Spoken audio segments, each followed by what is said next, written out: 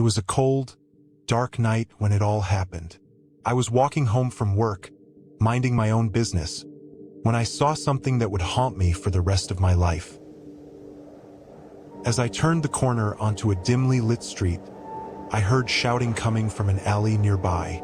Curious, I approached cautiously, peeking around the corner to see what was going on. What I saw froze me in place. There, illuminated by a flickering streetlight, was a group of men surrounding another man, who was pleading for his life. My heart pounded in my chest as I realized what was happening. It was a murder. I couldn't move, couldn't look away as one of the men pulled out a knife and plunged it into the victim's chest. The sound of the man's scream echoed in my ears as I stood there, rooted to the spot in terror. But then one of the men looked up and saw me. Panic surged through me as I realized I had been spotted. Without thinking, I turned and ran as fast as my legs could carry me, the sound of footsteps pounding behind me. I didn't dare to look back, afraid of what I might see. My heart felt like it was going to burst out of my chest as I sprinted through the empty streets, praying that I could escape. Suddenly, I felt a hand grab my shoulder, and I screamed, twisting away and stumbling to the ground. But somehow, I managed to scramble to my feet and keep running, fueled by sheer terror and adrenaline. I didn't know where I was going, just that I had to get away. Tears streamed down my face as I ran, my breath coming in ragged gasps.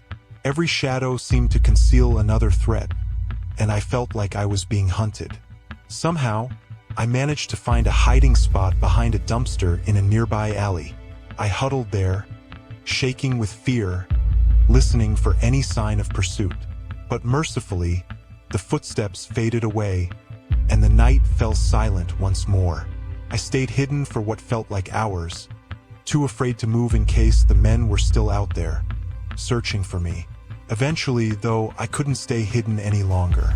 With trembling hands, I pulled out my phone and dialed the police, telling them everything I had seen. It took them a while to find me, but when they did, they took me to the station to give a statement. I was shaking and tearful as I recounted the events of that night, reliving the horror all over again. But despite my fear, I knew I had to do the right thing and help bring those responsible to justice. It was the least I could do for the poor soul whose life had been taken so brutally. In the end, the murderers were apprehended, thanks in part to my testimony. It was a small comfort knowing that they would be punished for their heinous crime, but the memory of that night still haunts me to this day. I'll never forget the terror of being a witness to murder, or the overwhelming relief of escaping those criminals by the narrowest of margins. It's a night I'll carry with me for the rest of my life, a constant reminder of the fragility of human existence and the darkness that lurks just beneath the surface of everyday life.